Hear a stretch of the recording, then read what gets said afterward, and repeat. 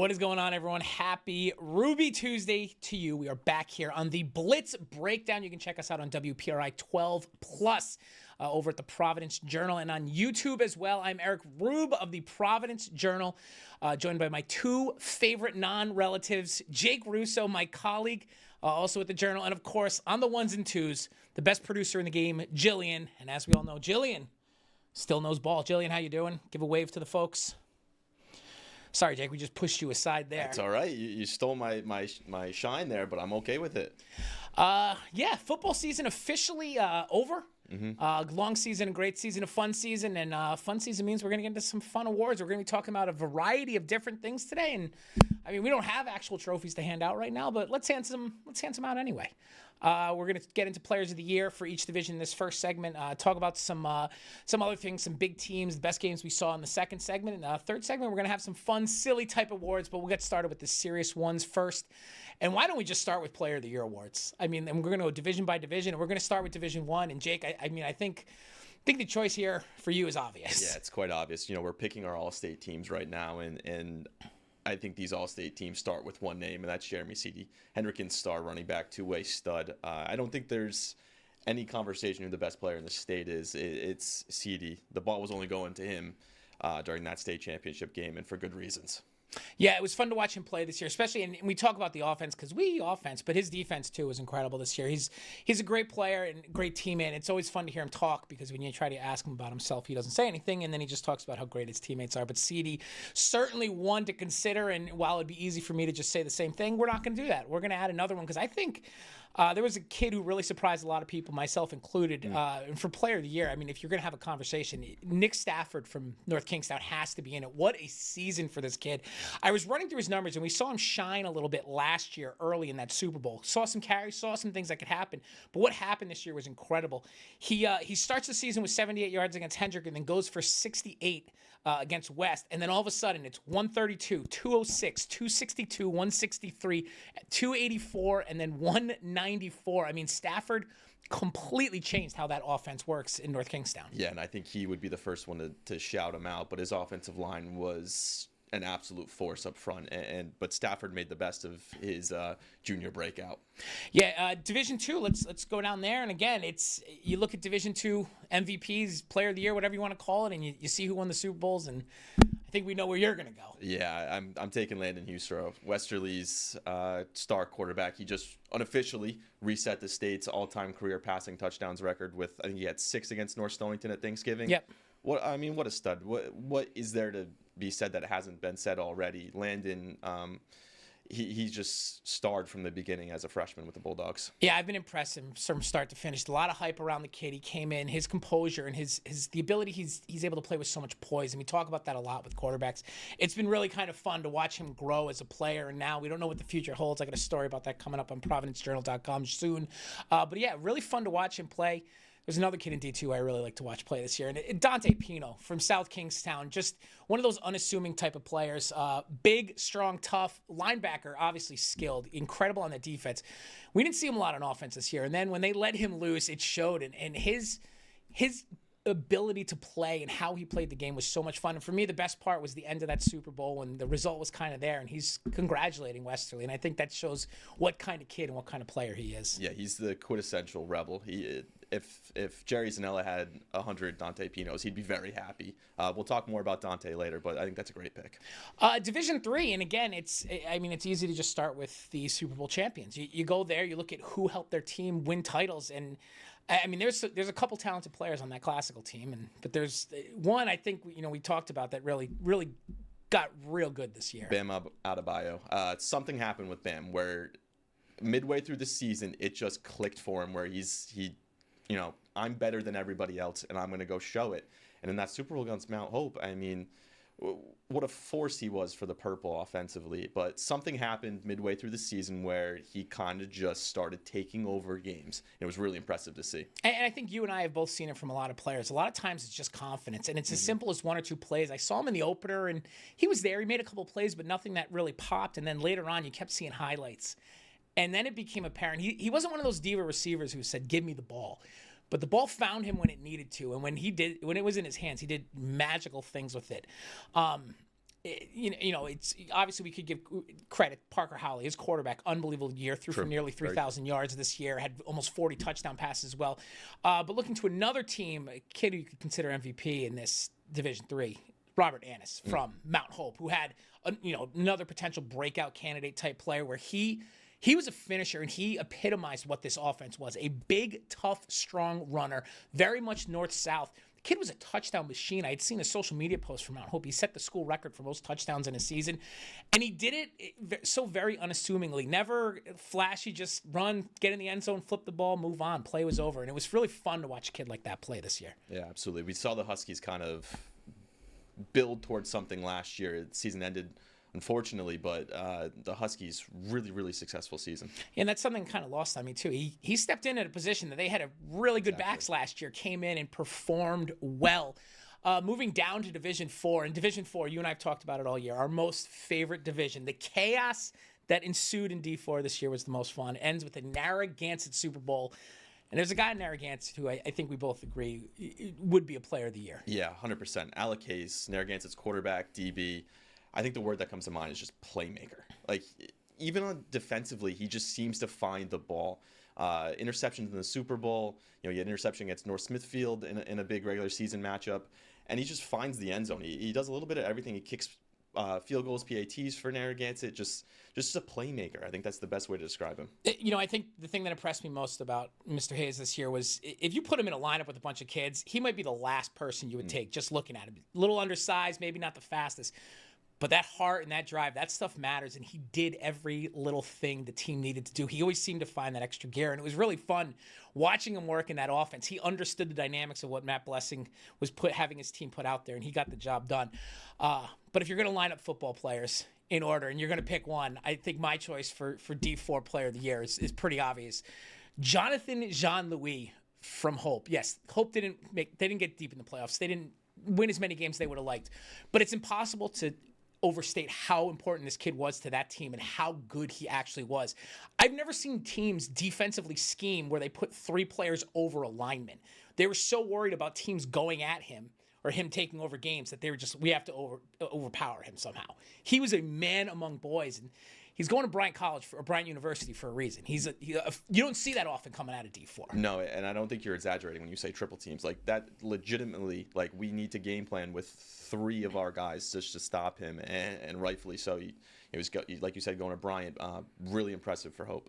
Yeah, there isn't a team in the state that wouldn't have taken him on their team, and there isn't a person in the world who isn't going to stick around for the next 2 minutes and come back for our second segment, guys. We'll be back in a little bit. We're going to talk about some teams and some other fun stuff from the season here on the Blitz Breakdown.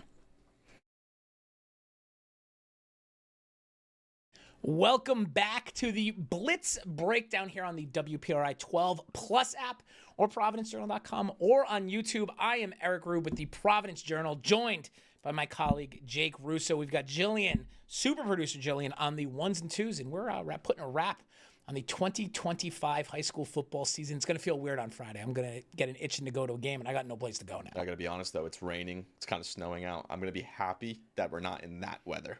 We could do indoor football somewhere. We could figure it out. Speaking of football, let's talk about some surprise teams this year. And it's, and expert prognosticators like you and myself, I don't think we made any wrong predictions this year, but every now and then we might get some little things wrong in the preseason. And there were some surprise teams this season. And there's one in particular that stood out to you. Who was the big surprise for you in the 2025 season? Yeah, I think we both agree. Cranston West. It seems like they were maybe a year early. Went to the semifinals of the Division I tournament, not the bowl tournament, the actual tournament. Ended up losing to LaSalle, but Mekhi Taylor came on late running the ball. The Falcons, very excited to see what they bring back next year and how they can build on this season. Yeah, they got a great young quarterback in Jonathan LaRoe, and it's going to be interesting to see. They've got a good core there, and I think that's the thing. And the culture there that Tom Maluski has created, it's really starting to change. I think a lot of it's going to be about this confidence, but it was fun because I wrote early in the year, and I'm not trying to take credit. I don't take credit, but I did write, don't let them win this one game because then they're going to get hot. And you could see the schedule coming, and it was a matter of could they execute. And they managed to execute it and finished strong and a great season. And, I'm sure they're already working hard getting ready for 2026. I'm a cheater, not on the golf course, but in here I will be. there are two teams I'm going to put up here. Okay. And they're both from my neck of the woods. Pontiganson in Division III blew me away this year because they lost so much from that Super Bowl team. I did not think there was any way they were going to be a 500 team. They went undefeated for most of the year. They ran in the Classical, and the injuries kind of caught up with them. They lost a great player in Lyric Picard early, overcame it, and then at the end, Zach Rocchio's injury in the playoffs clearly damaged what they were trying to do. But just a great season for the Chieftains. And the neighboring town, Scituate, the Spartans blew me away. They lost every starter they had just about.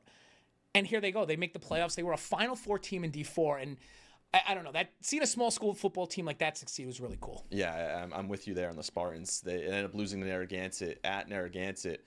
But Drake Dumont really, really came on. And it was, the senior kind of, I wouldn't say out of nowhere, but I don't think we were expecting it at a Scituate. Dumont was one of those kids that I enjoyed watching play because his zero regard for his own health. He was just like, there's a tackler. I'm going to run through you right now, sir. And that's what he did. He just ran hard, ran tough. And I don't know, this school like that, they're the second smallest school in the state. And for them to have something, and, they lost to the smallest school in the state. It was good to see good small school football this season. Moving on to another topic. The best game you saw. We saw a lot of games this year. A lot of games this year. Was there one game? What was the one game that stood out for you? It wasn't easy to narrow it down, I got to be honest. But going into week 4 at Curtis Corner Middle School, I knew I was going to see 2 playoff teams. I knew I was going to see 2 teams that were probably going to go deep in the playoffs, and that was South Kingstown and West Warwick. Ended up being a 14-12 Rebel win.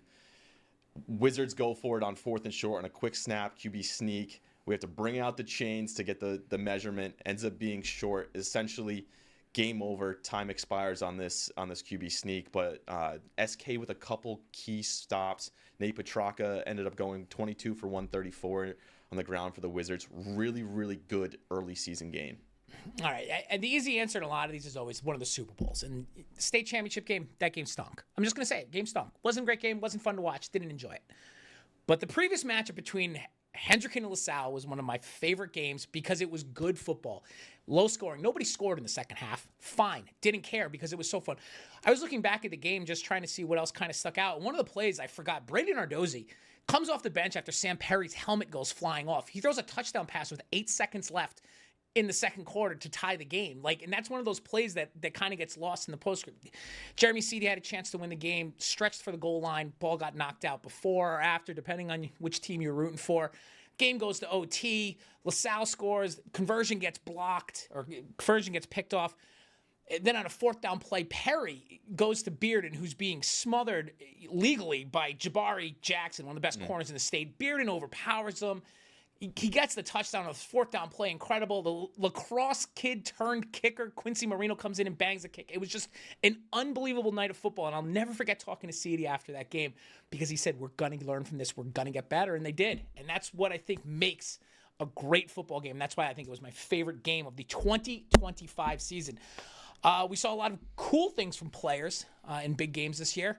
We had some guys who really broke out. And listen, we could go to Nick Stafford right away. He probably would be a winner here. But we're gonna move it around. Who was your breakout player in 2025? Yeah, mine goes all the way back to injury fund at Max Reed. I think I texted you and Bill Koch as I'm watching St. Ray's play, and here comes Johnny Germain, and I'm like, eyes wide open. Oh, he got bigger, he got faster, he got stronger.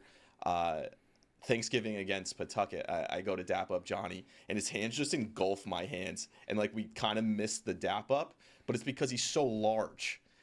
Johnny, just a tremendous breakout season at running back and D-end. I wouldn't be shocked if he comes back next year and is even bigger. Yeah, my favorite thing about watching young Mr. Germain play is how he played with an edge. He played with that. He wanted to do something big, and he made a lot of plays. And, again, we talk a lot of offense. His defense was pretty good this year. It was definitely a player that we enjoyed watching his development, watching him break out. And another sophomore that I thought had a tremendous season, Dan Cummings from Westerly. He was terrific as a freshman. We kind of saw him against some of the better corners, got kind of quieted a little bit, but he played with another level this year. It was just that you could see how much he grew physically, how much tougher he got, quickness, and he quickly became the number one option in that Westerly offense. And to see a kid make that jump, especially only just the sophomore, it's kind of fun to think about what the next step for Mr. Cummings is going to be. I mean, you got the Westerly Bulldogs sweatshirt on right now. The rest of the state's going to clip that and say, what's going on here? I mean, shout out Jamie Vetolino, the athletic director. He knows you. I told everyone, you want to get your merch on the show, you just got to give it to me. I'm ready. I'm always looking for comfortable clothes. we talked about some of our players to watch. Who are some of your favorite players to watch play this year? What is there a group of players or a position or? Yeah, I'm a quarterbacks guy. Always ride with the quarterbacks. I just love how different guys attack the position. You know, we talked about Husero, we talked about Perry, Tashad Brown from St. Ray's, Adam Canini from Portsmouth, Howley, Diano. The list goes on and on. I just love how different the quarterback position can be played. I mean, Canini, for example, super athlete, but he developed more into a passer this year. That was really cool to see. Landon can make every throw on the field. Tashad Brown, I don't know if we give him enough credit. He's got a great deep ball. So I just love the quarterback talent in the state this year. Yeah, and for me, I mean, we just talked about two of them. This sophomore class is coming together to be something special. And, you know, we talked about Jermaine. We talked about Cummings. Greg Kerwin at North Kingstown is a kid I've talked about all year. I really think he's headed for big things in this state and beyond just with his size and athleticism. Ryan Santo for Hendricken is a kid who came on late, and you're starting to see, this kid could end up being like the next Brandon Duran or some type of player. He's really got a lot of things going on. And Andrew Fernandez from St. Raphael is a beast. And watching him play line play's fun. I like watching the line play. And it's going to be fun to see how this class develops. And it's going to be fun to finish up our final segment of the show, guys. Come back in 2 minutes for more from the Blitz Breakdown.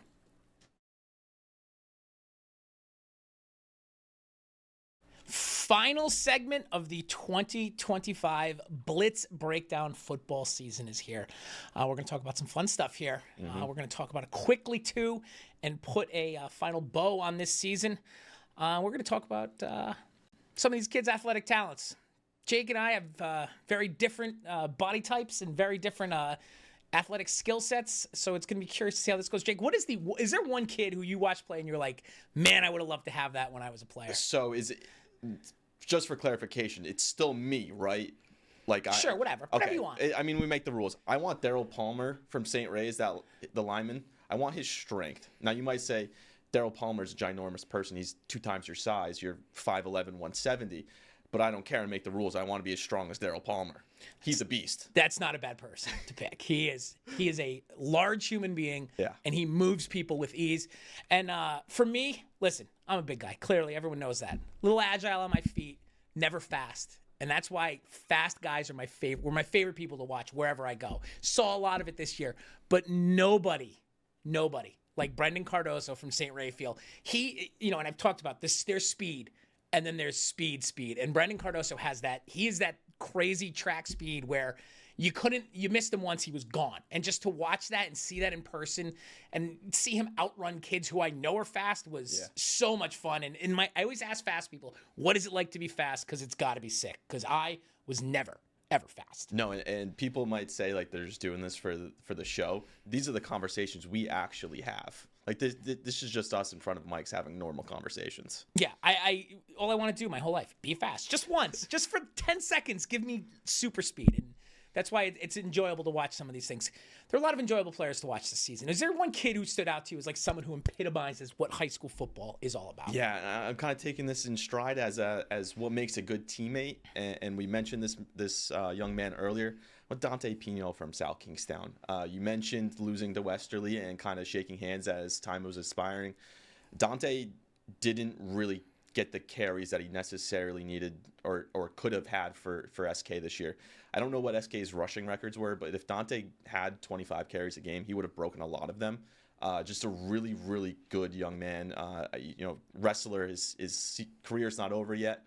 I just liked watching Dante play this year. Yeah, definitely one of those kids who got it and understood kind of what sports are about, left it all out on the field, never took it out on anyone else, just always played and played from the heart. And it's good when you get to see athletes like that. For me, thinking about the kid in the state who epitomizes football, I think about all the kids who work hard and have fun and enjoy doing it.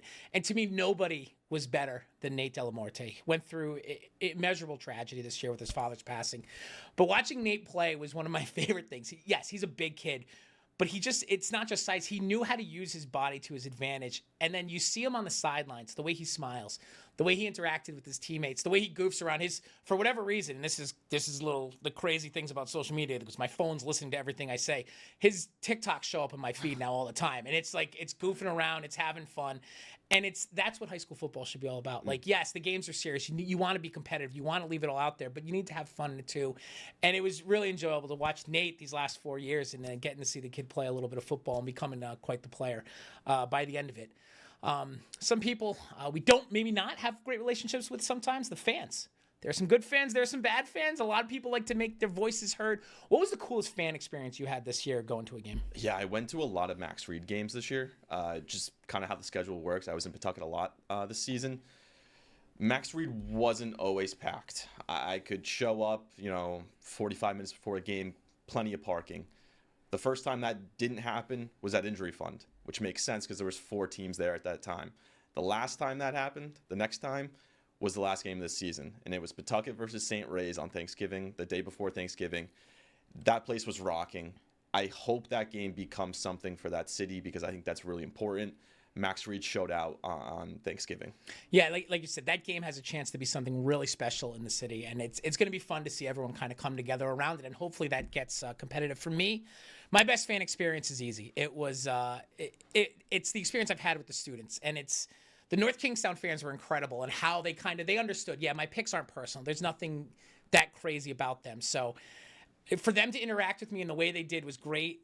The funniest part was when I told everyone on this show I was afraid to pick North Kingstown against LaSalle because I was a coward. And sure enough, North Kingstown wins the game. And what happens at the end?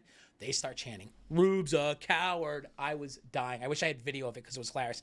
And the other group of fans that really did a nice job of busting my chops about my picks and what I do, Narragansett. And I was on here a couple weeks ago with Super Bowl picks. I told everyone, I don't want to get another clown shirt from Davies, so I'm picking Davies.